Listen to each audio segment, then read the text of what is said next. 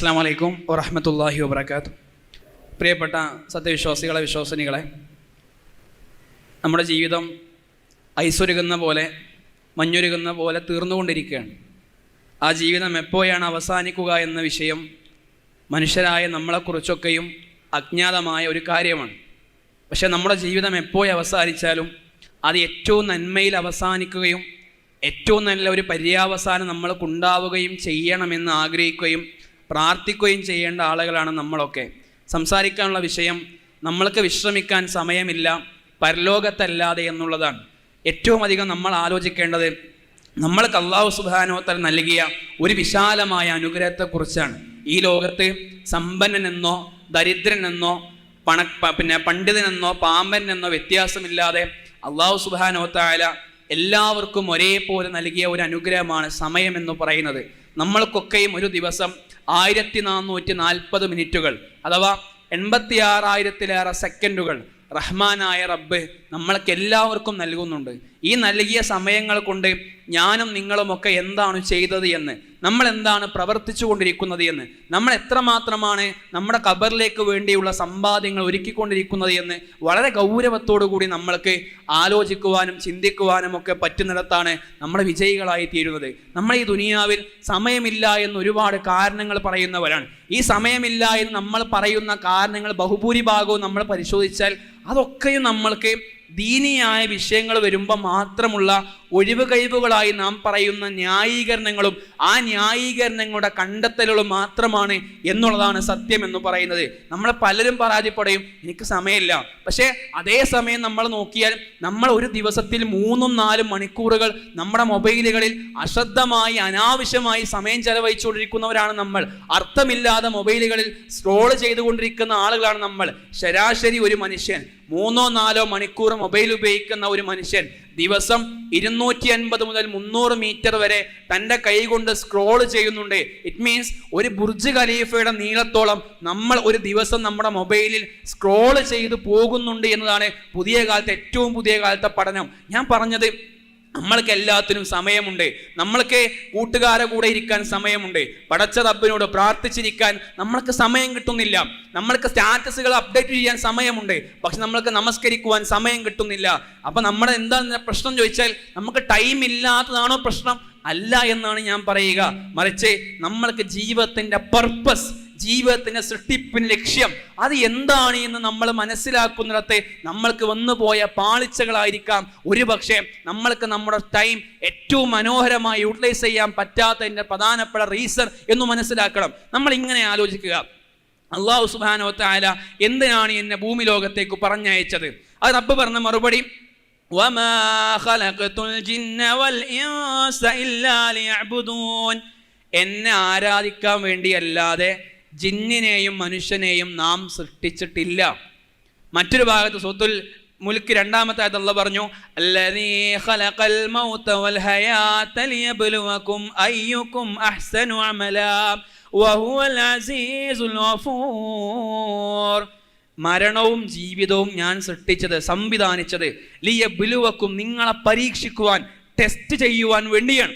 എന്താണ് ഈ ടെസ്റ്റിംഗ്? നമ്മൾ ഏറ്റവും അധികം ആളുകൾ ആരാണ് വെറുതെ ഇരിക്കുന്ന നോക്കാനല്ല. ലിയബ്ലുവകും അയ്യുകും അഹ്സനു അമല, നിങ്ങൾ ഏറ്റവും അധികം കർമ്മങ്ങൾ ആരാ പ്രവർത്തിക്കുന്ന നിരീക്ഷിക്കാനല്ല. നിങ്ങൾ ഏറ്റവും അധികം ക്വാളിറ്റിയോടുകൂടി, ഏറ്റവും അധികം ഗുണമേന്മയോടുകൂടി, ഏറ്റവും മനോഹരമായി ആരാണ് ഏറ്റവും നന്നായി കർമ്മങ്ങൾ പ്രവർത്തിക്കുന്നത് എന്ന് നോക്കാനാണ്, നിരീക്ഷിക്കാനാണ്, പരീക്ഷിക്കാനാണ് റഹ്മാനായ റബ്ബ് നമ്മൾക്ക് ജീവിതം നൽകിയത് എന്ന് നമ്മൾക്ക് മനസ്സിലാക്കാൻ പറ്റണം. അതുകൊണ്ട് പ്രിയപ്പെട്ട സഹോദരങ്ങളെ, എനിക്ക് ആത്മാർത്ഥമായിട്ട് പറയാനുള്ളത്, ഈ ലോകം നമ്മളെ കംഫേർട്ടിലേക്ക് വിളിക്കുന്നു. നിങ്ങൾ നിങ്ങളുടേതായ ഏരിയകൾ ചുരുങ്ങണം. നിങ്ങൾ മറ്റൊന്നും ഏറ്റെടുക്കരുത്. നിങ്ങൾ വെറുതെ ടെൻഷൻ ആകുന്ന ജോലികൾ ഏറ്റെടുക്കരുത്. നിങ്ങൾ വെറുതെ അനാവശ്യമായി നിങ്ങളുടെ സമയത്തെ ചെലവാക്കരുത് എന്നിങ്ങനെ ലോകം നമ്മോട് പറയാണ്. നിങ്ങൾ നിങ്ങളിലേക്ക് ചുരുങ്ങിയാൽ മതി, നിങ്ങൾ നിങ്ങളായി ജീവിച്ചാൽ മതി, നിങ്ങൾ നിങ്ങളിലേക്ക് മാത്രം ശ്രദ്ധ കേന്ദ്രീകരിച്ചാൽ മതി. നിങ്ങൾ സമൂഹത്തിലേക്ക് ഇടപെടേണ്ട ആളുകളൊന്നുമല്ല. നിങ്ങൾ ലോകത്ത് നടക്കുന്ന കാര്യങ്ങളൊക്കെ പ്രതികരിക്കേണ്ട ആളുകളല്ല. നിങ്ങൾ ചുറ്റും എന്തും നടന്നോട്ടെ, അത് നിങ്ങൾ മൈൻഡ് ചെയ്യേണ്ടതില്ല എന്ന് ഈ പുതിയ കാലം നമ്മളോട് ഇങ്ങനെ വാക്കുകളായി പറയുമ്പോൾ നമ്മൾക്ക് എങ്ങനെയാണ് നിഷ്ക്രിയരായി ജീവിക്കാൻ പറ്റുന്നത് നമ്മൾ ആലോചിക്കേണ്ടത്. കൂടെയുള്ള നമ്മുടെ പ്രായത്തിലുള്ള യുവാക്കൾ ഏറ്റവും അധികം കേരളത്തിൽ ലഹരി ഉപയോഗിക്കുന്നത് പണ്ട് പഞ്ചാബായിരുന്നെങ്കിൽ ഇന്ന് ഇന്ത്യയിൽ കേരളമാണ് എന്നാണ് സത്യം. അത്രമേൽ ലോകത്ത് ഡ്രഗ്സിന് അടിമപ്പെട്ടുകൊണ്ടിരിക്കുന്ന നാടായി നമ്മുടെ നാട് മാറിക്കൊണ്ടിരിക്കുമ്പോൾ, തോന്നിവാസങ്ങളും അരാജകത്വങ്ങളും അധാർമികതയും ഇവിടെ വ്യാപിച്ചു കൊണ്ടിരിക്കുമ്പോൾ എങ്ങനെയാണ് പ്രിയപ്പെട്ടവരെ നമ്മൾക്ക് നിഷ്ക്രിയരായി ഒന്നും ചെയ്യാതെ ഒന്നും പ്രവർത്തിക്കാതെ അവനവൻ്റെ കുടുംബവും അവനവൻ്റെ ജോലിയും അവനവൻ്റെ ഇട്ടാവട്ടവുമായി ഒതുങ്ങിക്കൂടാൻ നമ്മൾക്ക് എങ്ങനെയാണ് മനസ്സു വരിക എന്ന് ആത്മാർത്ഥമായി അതിഗൗരവത്തോടു കൂടി നമ്മൾ ആലോചിക്കണം. എന്നിട്ട് അള്ളാഹു പറഞ്ഞത്, നിങ്ങളുടെ ജീവിതം ഇത് എൻ്റർടൈൻമെന്റിന് വേണ്ടിയുള്ളതല്ല. നിങ്ങളുടെ യൗവനം, നിങ്ങളുടെ രക്തം തിളക്കുന്ന പ്രായം ഈ ദുനിയാവിന്റെ വൈബുകളിലേക്ക് കടന്നു പോകാനുള്ളതല്ല, മറിച്ച് നിങ്ങൾക്കത് എംപവർമെന്റിന് വേണ്ടിയുള്ളതാണ്. നിങ്ങൾക്കത് ശക്തിപ്പെടുത്താനുള്ളതാണ്. നിങ്ങൾക്ക് നിങ്ങളുടെ പ്രായത്തിൽ ചെയ്യാൻ പറ്റുന്ന ഒരുപാട് കാര്യങ്ങളുണ്ട്. അതുകൊണ്ട് നിങ്ങൾ മത്സരിക്കണം. ഇലാ മഗ്ഫിറത്തിൻ മിൻ റബ്ബിക്കും, നിങ്ങളുടെ പടച്ച റബ്ബിന്റെ അരികിൽ നിങ്ങൾക്ക് വേണ്ടിയുള്ള പാപമോചനത്തിലേക്ക് വേണ്ടി നിങ്ങൾ മത്സരിക്കണം. വജന്നത്തിൻ, സ്വർഗത്തിലേക്ക് നിങ്ങൾ മത്സരിക്കണം. അർളുഹാ കഅർളി സമാഇ വൽ അർള്, ആകാശങ്ങളെക്കാൾ ഭൂമിയേക്കാൾ വിശാലമായ പടച്ച റബ്ബിന്റെ സ്വർഗത്തിന് വേണ്ടി ആത്മാർത്ഥമായി മത്സരിക്കുന്ന ആളുകളായി നിങ്ങൾ മാറണമെന്നൊരു ഭാഗത്ത് പറഞ്ഞു. മറ്റൊരു ഭാഗത്ത് പടച്ച റബ്ബ് പറഞ്ഞു, വഫീ ദാലിക ഫലിയതനാഫസിൽ മുതനാഫിസൂൻ, മത്സരിക്കുന്ന മനുഷ്യർ, ഓടിയെടുക്കുന്ന മനുഷ്യർ അവരെന്തിനു വേണ്ടിയാണ് ഓടേണ്ടത്? ദുനിയാവിന്റെ വൈബുകളിലേക്കല്ല, ഇവിടെയുള്ള രസങ്ങളിലേക്കല്ല, ഇവിടെയുള്ള ഹാപ്പിനെസ്സുകളിലേക്കല്ല, ഇവിടെയുള്ള പ്രഷറുകളിലേക്കല്ല, മറിച്ച് എൻ്റെ സ്വർഗത്തിനു വേണ്ടി ഞാൻ അധ്വാനിക്കണമെന്ന്, ഞാൻ മത്സരിക്കണമെന്ന്, ഞാൻ ഓടണമെന്ന് പഠിപ്പിച്ച മതമാണ് എൻ്റെ മതം. ആ അധ്വാനിക്കുന്നവർക്കുള്ളതാണ് സ്വർഗം. നിഷ്ക്രിയരായി ഒന്നും ചെയ്യാതെ അവനവന്റെ ഇട്ടാവട്ടത്തിൽ മാത്രം ജീവിച്ചവർക്കുള്ളതല്ല. വിശുദ്ധ ഖുർആൻ പറഞ്ഞ വാക്ക് വല്ലദീന ആമനു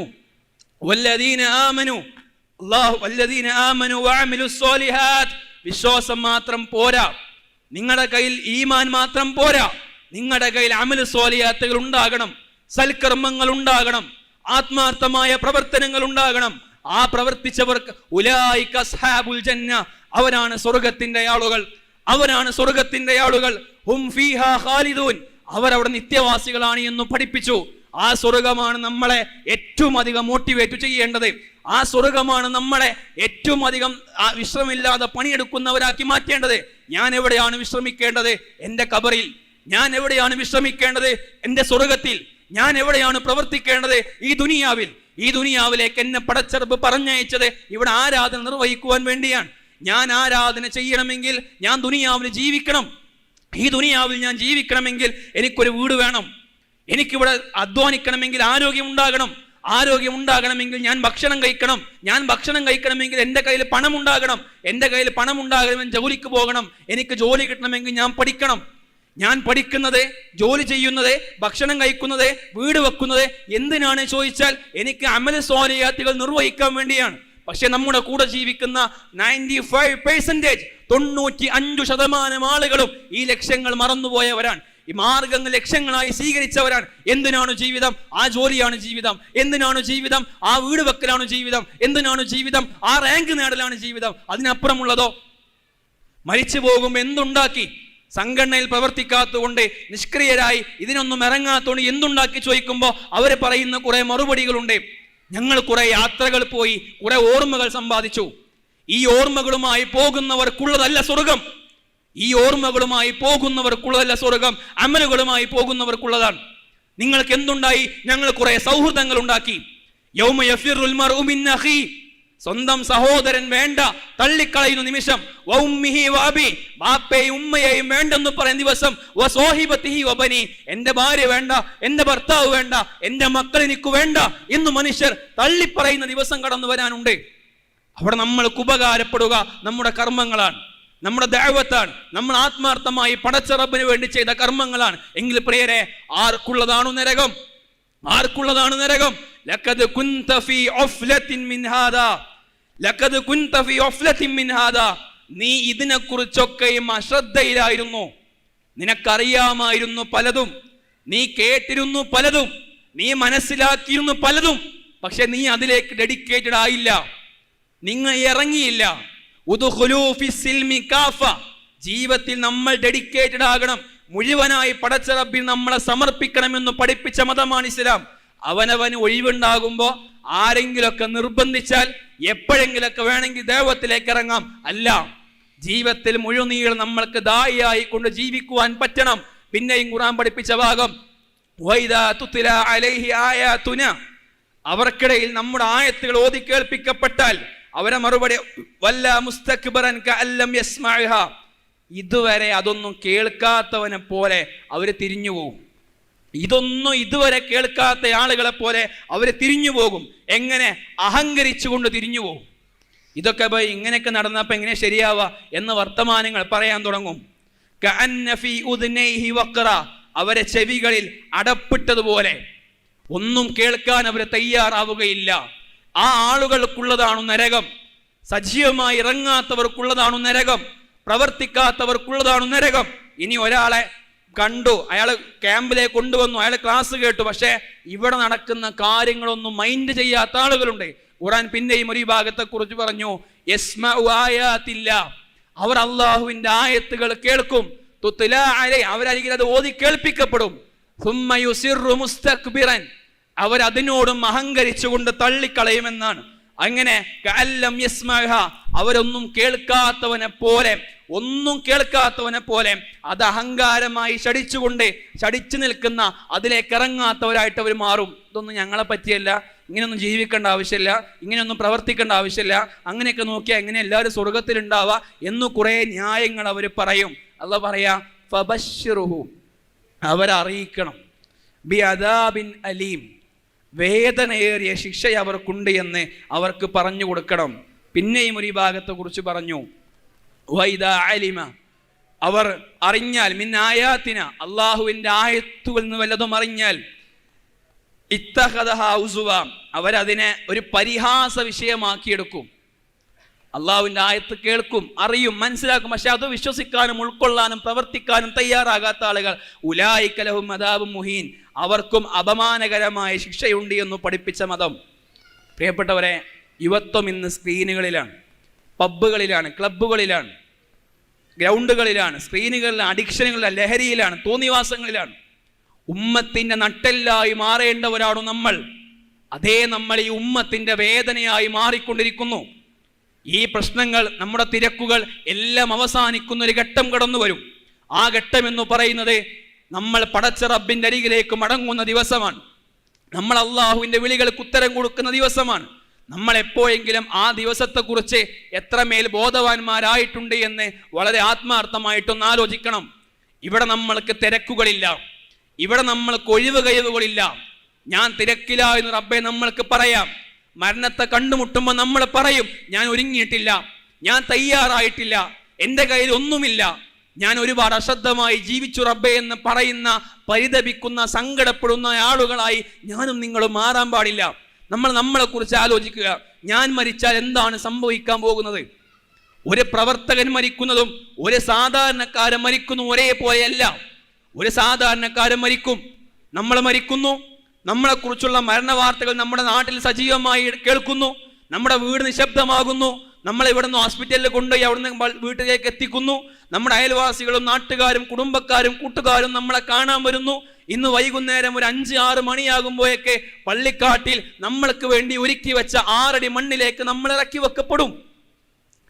നമ്മുടെ വീട്ടിൽ 3 ദിവസം മൗനം തളം കെട്ടിക്കിടക്കും.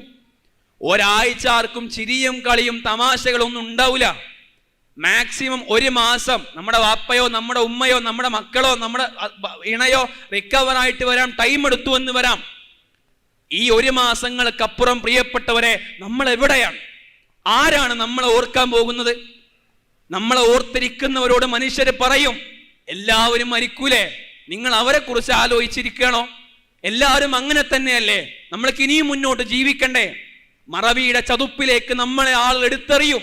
പിന്നെ നമ്മൾ ഏതെങ്കിലുമൊക്കെ കല്യാണമോ സൽക്കാരമോ നമ്മുടെ ഗാലറികളിൽ നിന്ന് നമ്മുടെ ഏതെങ്കിലുമൊക്കെ പഴയ ഫോട്ടോകൾ കിട്ടുമ്പോഴോ നമ്മളാകുന്ന ഒരു ഓർമ്മ പുനർജനിക്കും. അതിൻ്റെ അപ്പുറത്ത് നമ്മൾ എവിടെയാണ്? നമ്മൾ ഇങ്ങനെ ജീവിക്കേണ്ടവരാണോ? അല്ല.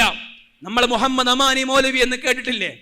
നമ്മൾ ഇമാം ബുഖാരി റഹിമഹുല്ലാഹ് എന്ന് കേട്ടിട്ടില്ലേ? ഇമാം മുസ്ലിം എന്ന് കേട്ടിട്ടില്ലേ? ശൈഖുൽ ഇസ്ലാം ഇബ്നു തൈമിയ എന്ന് കേട്ടിട്ടില്ലേ? ഇവരെ ആരെങ്കിലും നമ്മൾ കണ്ടോ? നമ്മൾ ആരെങ്കിലും ഇമാം ബുഖാരിയെ കണ്ടോ? നമ്മൾ ഇമാം മുസ്ലിമിനെ കണ്ടോ? സഹസ്രാബ്ദങ്ങൾക്ക് മുമ്പ് മരിച്ചുപോയ ഈ മനുഷ്യർ ഇന്നും എങ്ങനെയാണ് നമ്മൾക്ക് ജീവിച്ചു കൊണ്ടിരിക്കുന്നത്? അവരെ കർമ്മങ്ങളിലൂടെയാണ്. നിങ്ങളൊരു പ്രവർത്തകനാണെങ്കിൽ, നിങ്ങൾ ISM-കാരനാണെങ്കിൽ, MS-കാരനാണെങ്കിൽ, നിങ്ങൾ മരിച്ചു പോയാൽ പോലും നിങ്ങൾ ഭാഗവത്തായ സംഘടന, ആ സംഘടനയിൽ അവർ അതിനുശേഷവും പ്രവർത്തനങ്ങൾ നടത്തും. അവർ അതിനുശേഷം സജീവമായ ദഅവരംഗം സജീവമാകും. അവർ പ്രവർത്തിക്കുന്ന പ്രവർത്തനങ്ങളുടെ പ്രതിഫലങ്ങളൊക്കെയും നമ്മൾക്ക് ലഭിക്കും. അതുകൊണ്ട് പ്രിയപ്പെട്ടവരെ, നമ്മൾ മരിച്ചു പോകുമ്പോൾ പടച്ച റബ്ബിന്റെ സ്വർഗത്തിന് അവകാശികളായി മരിച്ചു പോകാനാണ് നമ്മൾ ആത്മാർത്ഥമായി കഷ്ടപ്പെടേണ്ടത്. നാളെ തുടങ്ങാം, പിന്നെയാകട്ടെ, എപ്പോഴാണ് നമ്മുടെ പിന്നെ? നമ്മൾ പടച്ച റബ്ബിന്റെ മുമ്പിൽ നിൽക്കേണ്ടി വരും. യൗമ യഖൂമുന്നാസു ലിറബ്ബിൽ ആലമീൻ. ലോകങ്ങളുടെ അധിപനായ റബ്ബിന്റെ മുമ്പിൽ ജനങ്ങൾ നിൽക്കും, നമ്മൾ നിൽക്കും. അന്ന് പടച്ച റബ്ബ് നമ്മളോട് ചോദിക്കരുത്, ലിമലം തഫ്അൽ, നീ എന്തുകൊണ്ട് ചെയ്തില്ല, എന്തുകൊണ്ട് പ്രവർത്തിച്ചില്ല? ആയത്ത് അറിയില്ലായിരുന്നോ?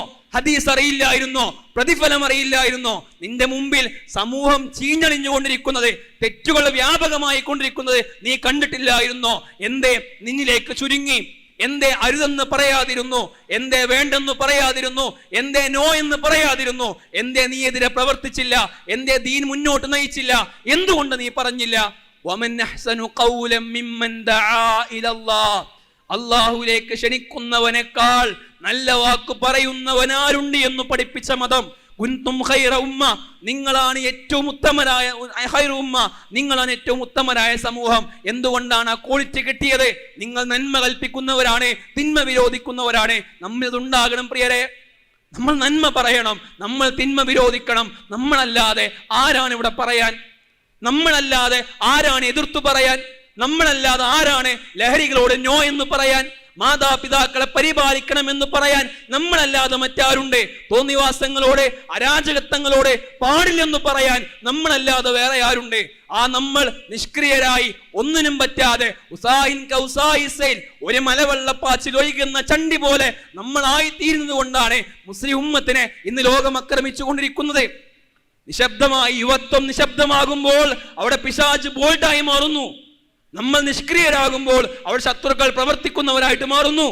നമ്മൾ ഇത്ര യുവാക്കൾ സജീവമായി നമ്മുടെ നാടുകളിലേക്ക് ഇറങ്ങിയാൽ ഉണ്ടാകാൻ പോകുന്ന വിപ്ലവത്തെ കുറിച്ച് നമ്മളൊന്ന് ആത്മാർത്ഥമായിട്ട് ആലോചിച്ച് നോക്കൂ പ്രിയരെ. നിങ്ങൾ ആലോചിക്കണം ഒരു ചരിത്രം, നിങ്ങളുടെ കയ്യിൽ ഉണ്ടാകണം ഒരു ചരിത്രം. ആ ചരിത്രം എന്ന് പറയുന്നത് മദീനയിൽ ഇസ്ലാം എത്തിയ ചരിത്രമാണ്. നമ്മൾ കൊയ്വ് കയവുകൾ പറയാം. പ്രവാചകൻ സല്ലല്ലാഹു അലൈഹി വസല്ലം 53-ാമത്തെ വയസ്സിൽ ഹിജ്റ പോകുന്നു. 53-ാമത്തെ വയസ്സ് ഹിജ്റ പോകുന്നു. ആ ഹിജ്റ പോകുന്നതിന് 3 വർഷങ്ങൾക്ക് മുമ്പ് 40 മുതൽ 50 വരെയുള്ള 10 വർഷ കാലഘട്ടം മക്കയിലേക്ക് ഹജ്ജിന് വേണ്ടി വരുന്ന മനുഷ്യരുടെ ടെന്റുകളിലേക്ക് റസൂലുള്ളാഹി കടന്നു പോകും. എന്നിട്ട് ചോദിക്കും, മയ്യുവീനി, നിങ്ങൾ ആരെങ്കിലും എന്നെ ഒന്ന് സംരക്ഷിക്കുമോ? മയൻസുറുനി, നിങ്ങൾ ആരെങ്കിലും എന്നെ ഒന്ന് സഹായിക്കുമോ? എന്തിനാണ് എന്നെ സഹായിക്കേണ്ടത്? അള്ളാഹുവിന്റെ റിസാലത്ത് ഈ ആളുകൾക്ക് പറഞ്ഞു കൊടുക്കാൻ നിങ്ങൾ ആരെങ്കിലും എന്നെ ഒന്ന് സഹായിക്കുമോ? ആളുകൾ ആരും കേട്ടില്ല. ഒരു ദിവസമല്ല റസൂലുള്ളാഹി പോയത്, ഒരു മാസമല്ല പോയത്, ഒരു കൊല്ലമല്ല പോയത്, 10 കൊല്ലം. 10 കൊല്ലം മക്കയിലേക്ക് വരുന്ന മനുഷ്യരരികിലേക്ക് പോയി, നിങ്ങൾ എനിക്കൊരു അഭയം നൽകുമോ? നിങ്ങൾ എന്നെ ഒന്ന് സഹായിക്കുമോ? നിങ്ങൾ എനിക്കൊന്ന് ഈ റിസാലത്ത് പ്രചരിപ്പിക്കാൻ എന്റെ കൂടെ നിൽക്കുമോ? വലഹുൽ ജന്ന, അവർക്ക് സ്വർഗമുണ്ട് എന്ന് പഠിപ്പിച്ചു. ആരും കേൾക്കാൻ തയ്യാറാകുന്നില്ല.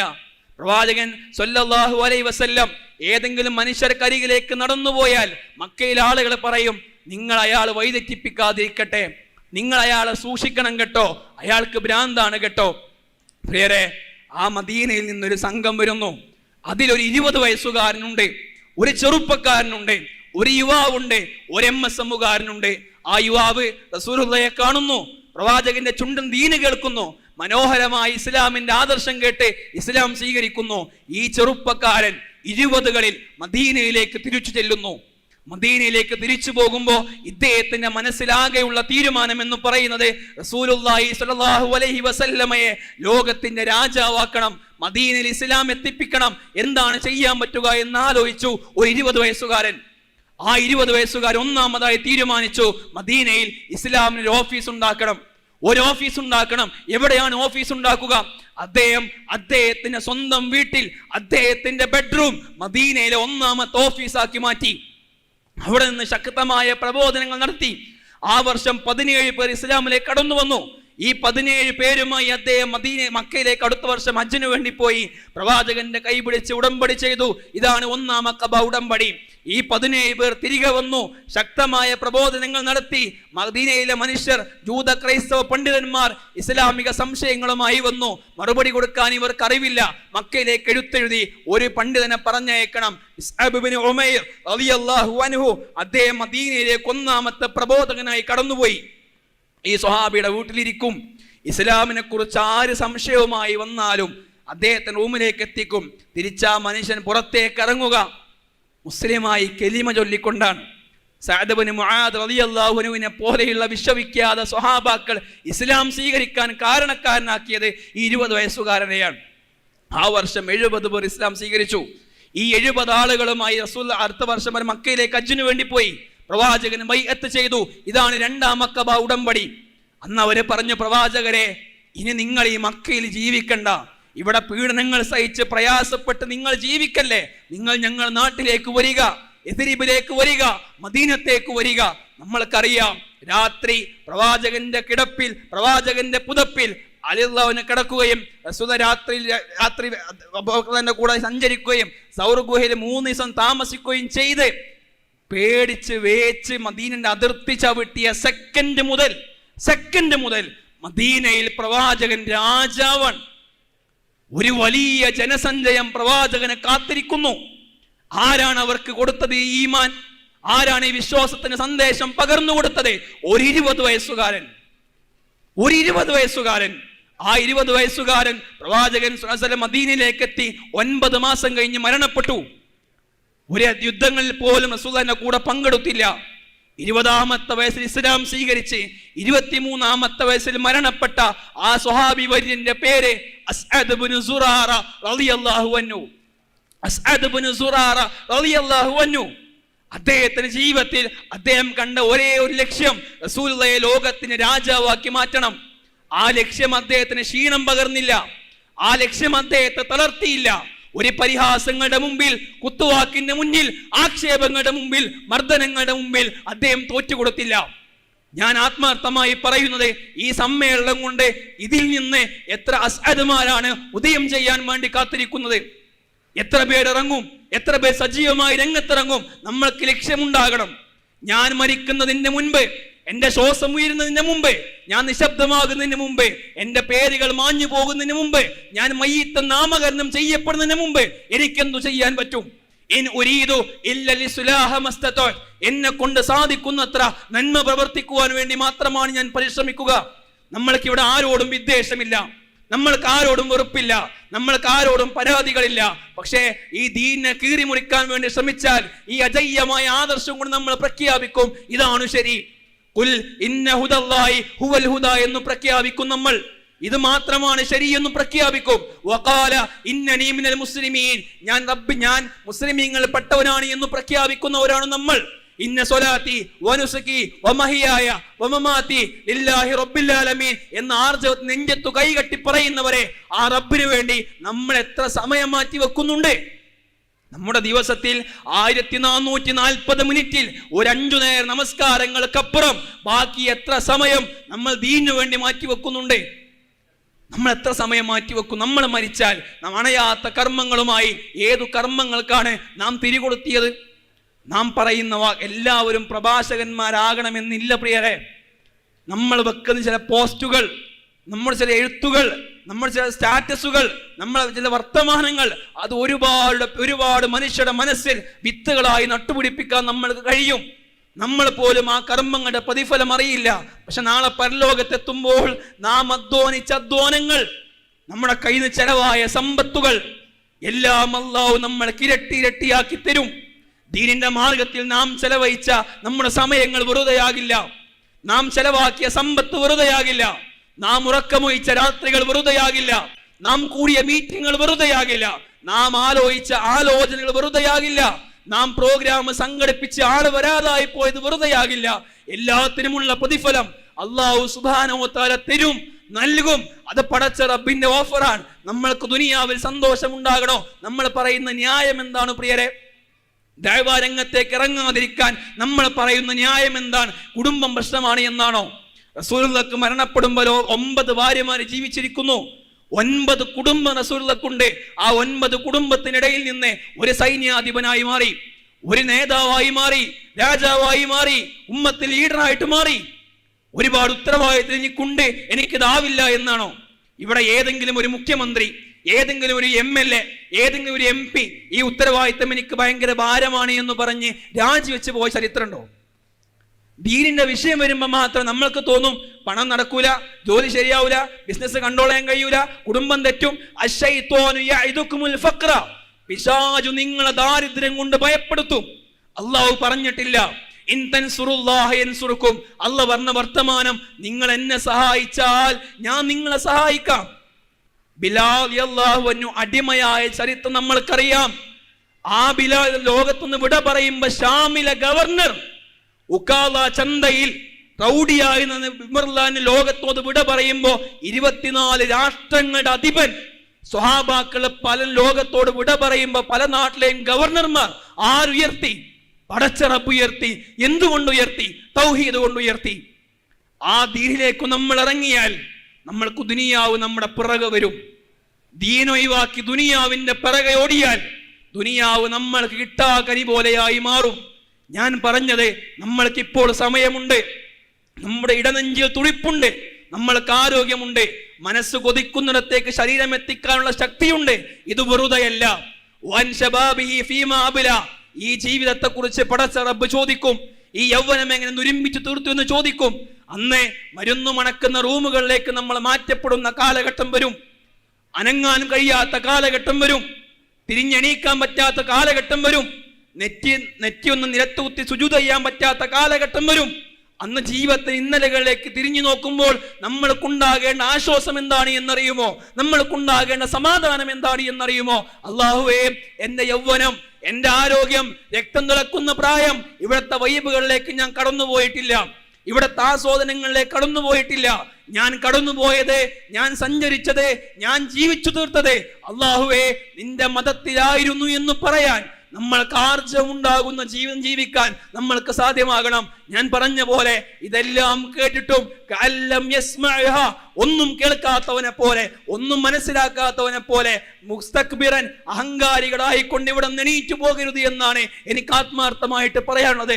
അള്ളാഹു തന്ന ജീവിതം, അള്ളാഹു തന്ന സമയം, അള്ളാഹു തന്ന സമ്പത്ത്, അള്ളാഹു തന്ന ചിന്തകൾ, അള്ളാഹു തന്ന ആരോഗ്യം, അത് പടച്ച റബ്ബിന്റെ മാർഗത്തിൽ അള്ളാഹു നിങ്ങൾക്ക് എന്താണോ നൽകിയത് അത് പടച്ച റബ്ബിന്റെ മാർഗത്തിൽ ആത്മാർത്ഥമായി വിനിയോഗിക്കാൻ നാം കഷ്ടപ്പെടുമ്പോൾ, നാം പണിയെടുക്കുമ്പോൾ അവിടെയാണ് ജീവിതം സമ്പൂർണ്ണമാവുക എന്ന് നമ്മൾ അറിയണം, നമ്മൾ മനസ്സിലാക്കണം. ഞാൻ അവസാനിപ്പിക്കുന്നു. അലി ഇബ്നു അബീ ത്വാലിബ് റളിയല്ലാഹു അൻഹു പറഞ്ഞ മനോഹരമായ ഷിഅറുണ്ട്. അൻതല്ലദീ വലദത്ക ഉമ്മുക യബ്ന ആദമ ബാക്കിയ. മനുഷ്യ, നീ ഭൂമി ലോകത്തേക്ക് വന്നൊരു നിമിഷമുണ്ട്, നീ ഭൂമിയിലേക്ക് പിറന്നു വീണ നിമിഷമുണ്ട്. അന്നു നീ കരഞ്ഞുകൊണ്ട് വന്നവനാണ്, അന്നു നീ കരഞ്ഞുകൊണ്ട് വന്നവനാണ്. അന്ന് നിന്നെ ചുറ്റുമുണ്ടായിരുന്നവരൊക്കെയും പുഞ്ചിരിച്ചു. നീ കരഞ്ഞപ്പോൾ ലോകം ചിരിച്ചു. നീ ജനിച്ച ദിവസമാണത്. ഈ മനുഷ്യർ കരയുന്നൊരു ഘട്ടം വരും. മനുഷ്യ, നീ അന്ന് ജനിച്ചപ്പോൾ നിന്റെ കൂടെ ചിരിച്ചവരൊക്കെയും കരയുന്ന ഘട്ടം വരും. അതേതാണ് ഘട്ടമെന്നറിയുമോ? നിന്റെ റൂഹ് പിരിഞ്ഞു പോകുന്ന ദിവസം, നീ ലോകത്തോട് വിട പറയുന്ന ദിവസം. അങ്ങനെ കരയാൻ മാത്രം എത്ര ബന്ധമുണ്ട് നമ്മൾക്ക് പ്രിയരെ. നമ്മൾ മരിച്ചാൽ നമ്മുടെ പിറകിൽ നമ്മുടെ മയ്യത്ത് നമസ്കരിക്കുമ്പോൾ നെഞ്ചത്തു കൈകട്ടി ഈ നണിയുന്ന കണ്ണുകളുമായി പിടയുന്ന നാവുകളുമായി അല്ലാഹു എന്ന് പറയുന്ന എത്ര പേരെയാണ് ഈ ജീവിത കാലഘട്ടം കൊണ്ട് നാം സമ്പാദിച്ചെടുത്തത്. ഒരു സാധാരണ മനുഷ്യൻ മരിച്ചു പോകുന്ന പോലെയല്ല ഒരു സംഘടനാ പ്രവർത്തകൻ മരിച്ചു പോകുന്നത്. അയാൾക്ക് വേണ്ടി പ്രാർത്ഥിക്കാൻ, അയാൾ അവസാനമായിട്ടൊന്ന് കാണാൻ, അയാൾക്ക് വേണ്ടി ആത്മാർത്ഥമായി ദുആ ചെയ്യാൻ 1000കണക്കിന് മനുഷ്യരെ പടച്ച റബ്ബ് വിട്ടുതരും. 1000കണക്കിന് മനുഷ്യരെ പടച്ച റബ്ബ് വിട്ടുതരും. എന്റെ പ്രിയ സുഹൃത്ത് അഫ്ല എന്ന പ്രവർത്തകൻ മരിച്ചു പോയപ്പോ അവന് വേണ്ടി മൂന്ന് പ്രാവശ്യം ഒരു 3 നിലയുള്ള പള്ളി നമസ്കാരം നടന്നു. അവന്റെ കബറിൽ മൺവെട്ടി ഉപയോഗിച്ചത് ആ കബർ ഒന്ന് ഫിനിഷിങ്ങിന്റെ വർക്കിന് ഒന്ന് മാത്രം. അവിടെ കൂടിയിരുന്ന മനുഷ്യന്റെ 3 പിടി മണ്ണുകൾ കൊണ്ട് അഫ്ല എന്ന 19കാരന്റെ ഖബർ നിറഞ്ഞെങ്കിൽ നാം സംഘടന കൊണ്ട് എന്തു ലഭിച്ചു എന്ന് ചോദിച്ചാൽ നമുക്ക് ഏറ്റവും മനോഹരമായ ഉത്തരം പറയാനുണ്ടാകും. ഏറ്റവും സാർത്ഥകമായ ജീവിതം കിട്ടി. ഞാൻ ഇന്ന് തൗഹീദ് വിശ്വസിക്കുന്നത് ഇവിടെയുള്ള ഏതെങ്കിലും ജാരങ്ങളെ കടന്നു പോകാത്തതിന്റെ കാരണം, അള്ളാഹുവെ എന്ന് വിളിക്കാത്തതിന്റെ, അള്ളാഹു എന്ന് മാത്രം വിളിക്കുന്നതിന്റെ കാരണം, ഇവിടെയുള്ള മറ്റു ബഹുദൈവ ആരാധന തിന്മയാണ് എന്ന് പഠിക്കാനുള്ള കാരണം, ഒരാദർശ കുടുംബത്തെ തണുപ്പിലിരിക്കാനുള്ള കാരണം ഈ സംഘടനയാണ്. ഇതിനുവേണ്ടി ഇന്ധനകളിൽ ഇറങ്ങിത്തിരിച്ച 10,000-ങ്ങളാണ്. അവരെ വിയർപ്പുകൾ, അവരെ അസ്അദ് ഇബ്നു സുറാർ റളിയല്ലാഹു അൻഹു പോലെയുള്ള മനുഷ്യർ നമ്മുടെ മുൻഗാമികൾ കടന്നുപോയത് കൊണ്ടാണ്. ആ മുൻഗാമികളുടെ പിൻഗാമികളായ നമ്മൾ എന്താണ് പ്രവർത്തിച്ചത്?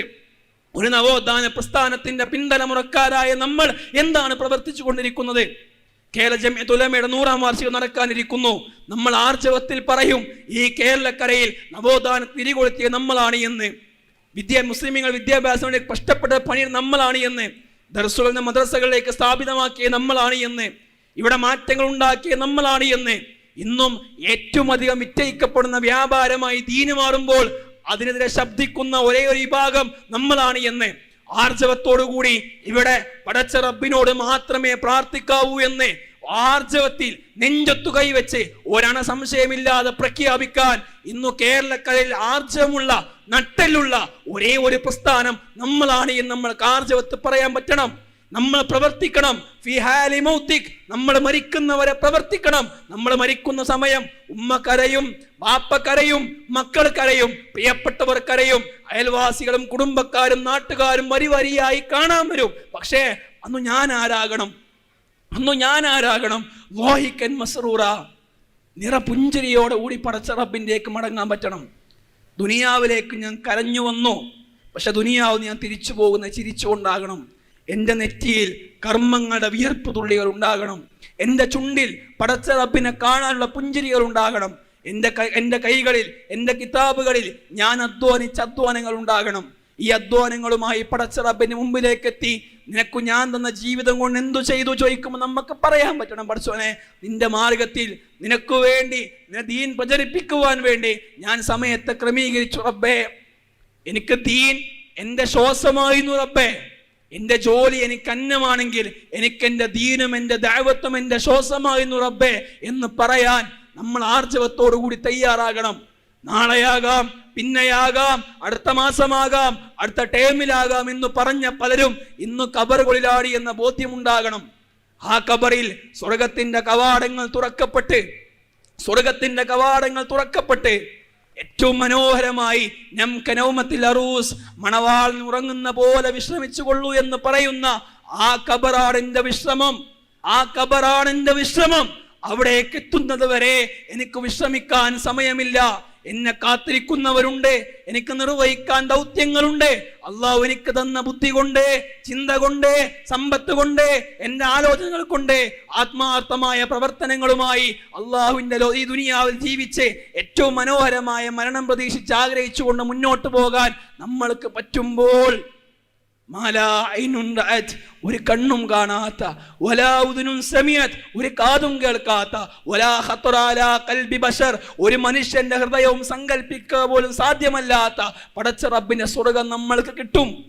അള്ളാഹുവിനെ കണ്ടുമുട്ടും. അള്ളാഹുവിന്റെ മുഖം നമ്മൾ കാണും.